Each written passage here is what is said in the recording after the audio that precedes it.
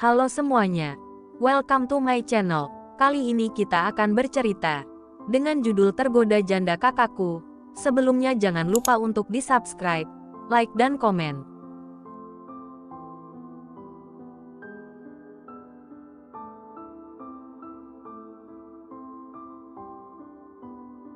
Episode 89, Benci Tapi Rindu. Sayang, Arga yang sedang bersandar di kepala ranjang menciumi punggung istrinya yang bergerak di atasnya. Dua tangannya berada di pinggang sang istri, membantu gerakan mereka. Anjani yang bergerak dengan penuh gairah terlihat sangat menikmatinya. Suara-suara indah mengisi kamar, membuat Arga merasakan sensasi yang memabukkan. Arga semakin tergila-gila pada istri yang kini bertubuh padat berisi. Dia merasa Anjani semakin seksi dengan pipi cubi dan perut yang membesar.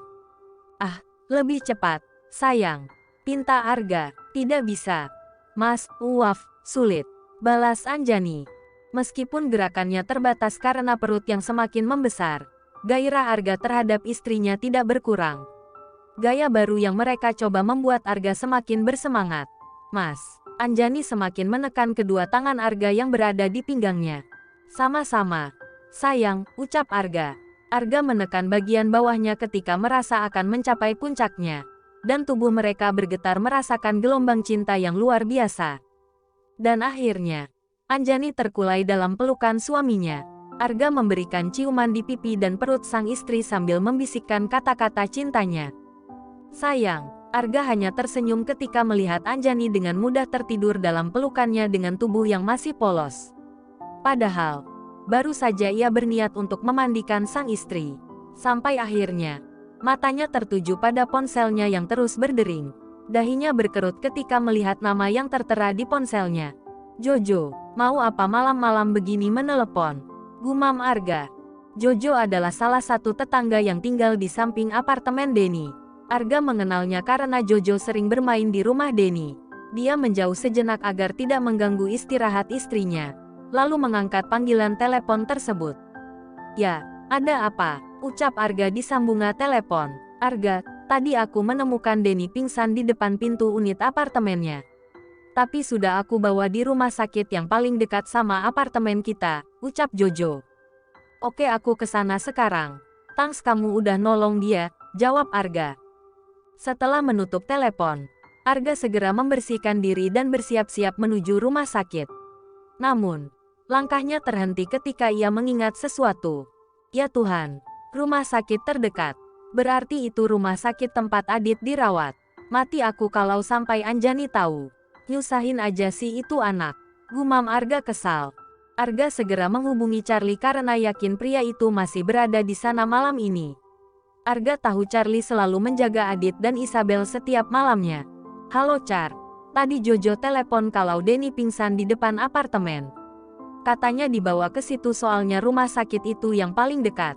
Hais, kayaknya sebentar lagi aku bakal diusir dari rumah kalau istriku tahu Denny ada di sana, kata Arga dengan sedikit kesal. CKK, Casanova mental apem dasar, ditinggal 2 minggu saja udah setengah mati, cibir Charlie yang langsung menutup panggilannya. Sejak kehilangan Isabel, hidup Denny menjadi kacau. Dia menjadi workaholic dan selalu lupa makan. Berkali-kali Mia mengantar bosnya ke dokter karena perut Denny bermasalah. Arga urung pergi karena ada Charlie di sana dan yang pasti bisa mengurus semuanya. Sepertinya dia harus menyiapkan dirinya untuk mendapat petuah lagi dari sang istri saat nanti tahu bahwa Denny juga dirawat di rumah sakit yang sama dengan adik kekasihnya. Sementara Charlie memijit kepalanya ketika tahu Denny dirawat tepat di sebelah kamar milik Adit. Tentu saja Jojo akan menempatkan Denny di sana karena kamar itu salah satu kamar terbaik di rumah sakit ini. Ada apa Kak? Kenapa tadi kakak bilang sudah waktunya aku bertemu dengan Kak Denny? Tanya Isabel penasaran. Karena dia ada dekat denganmu saat ini, jawab Charlie. Maksudnya, Isabel nggak ngerti. Isabel merasa bingung dengan ucapan Charlie. Denny sakit dan dia dibawa ke rumah sakit ini.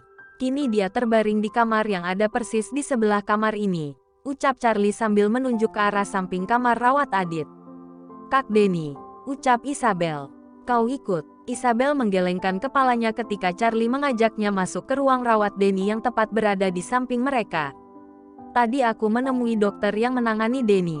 Pola hidup dan pola makannya yang tidak teratur akhir-akhir ini membuatnya menderita mah akut.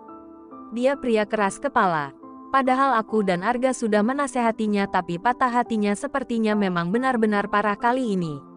Apa kau benar-benar tidak ingin melihatnya? Tanya Charlie meyakinkan. Isabel tidak bisa. Maaf, kata Isabel dengan menundukkan kepala. Ya sudah. Kakak mau lihat keadaannya dulu. Kau bisa menyusul jika kau berubah pikiran, kata Charlie kemudian meninggal Isabel dan Adit. Isabel terdiam. Ia ingin melihatnya. Tetapi entah kenapa bayangan-bayangan kejadian siang itu kembali menyakiti hatinya. Luka di dahinya masih terasa hingga saat ini, dan akan selalu menjadi pengingat atas penghinaan yang dilakukan pria itu. Isabel hanya takut bahwa ia akan kembali terperangkap dalam pesona pria itu jika kembali berada di dekatnya. Dia lelah berpura-pura kuat padahal dia sangat ingin menyerah pada hubungan mereka. Ketika malam sudah larut, Charlie pamit untuk pulang karena pagi-pagi sekali ada yang harus ia urus.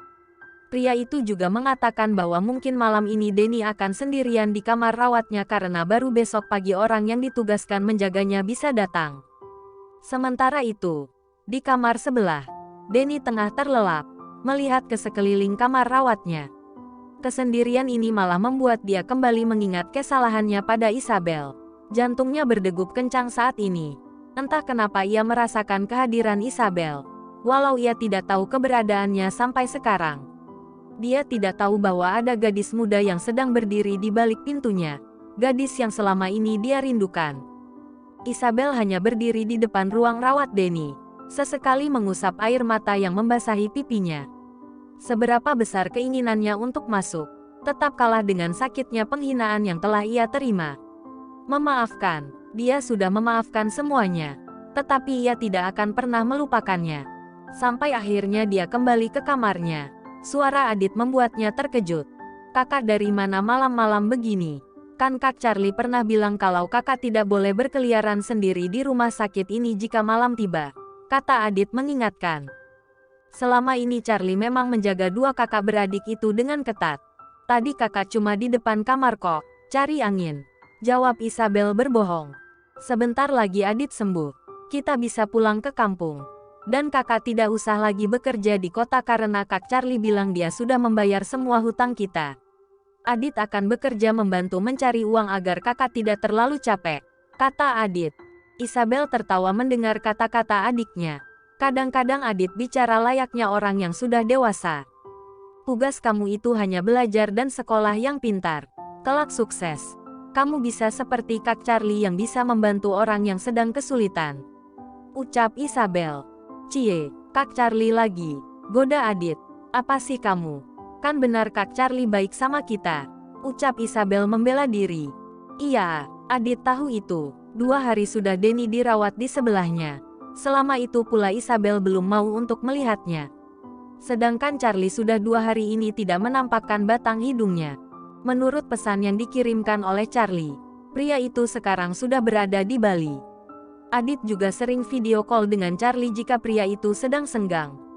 Dua pria beda generasi itu memang menjadi sangat dekat seperti saudara kandung. Sementara itu, Denny sedang mendengarkan penjelasan Mia tentang berkas-berkas yang ada di tangannya. Malam ini, Mia yang bertugas menjaganya sekalian membahas masalah perusahaan yang sudah 2 hari ia tinggalkan.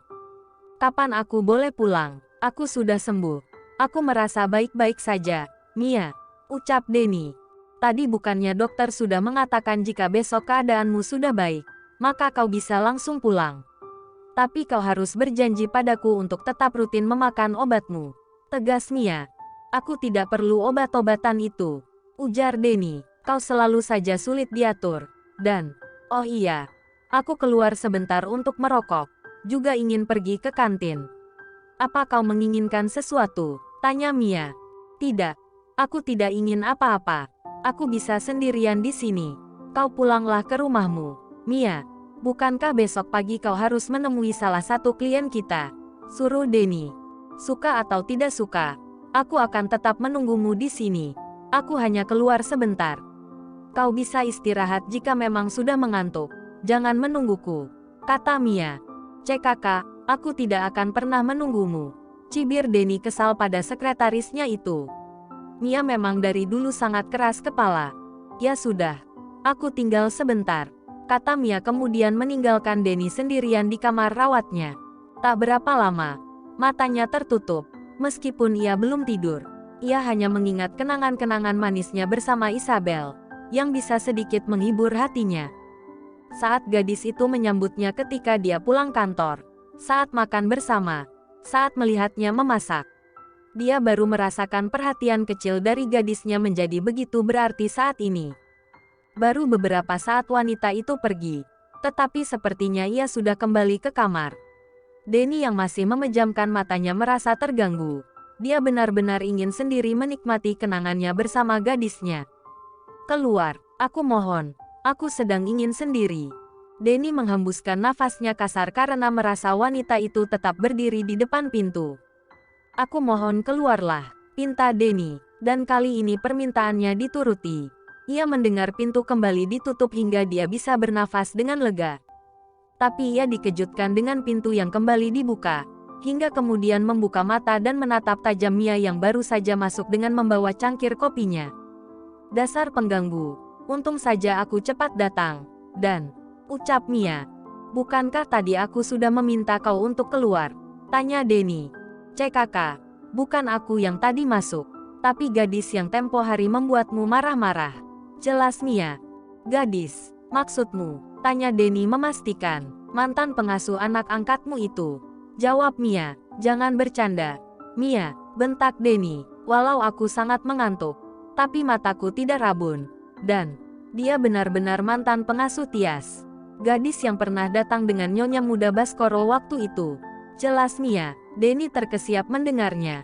Jantungnya seakan dihentikan dengan paksa saat itu. Baru saja ia mengusir gadis yang sangat ia rindukan. Isabel. Sayang,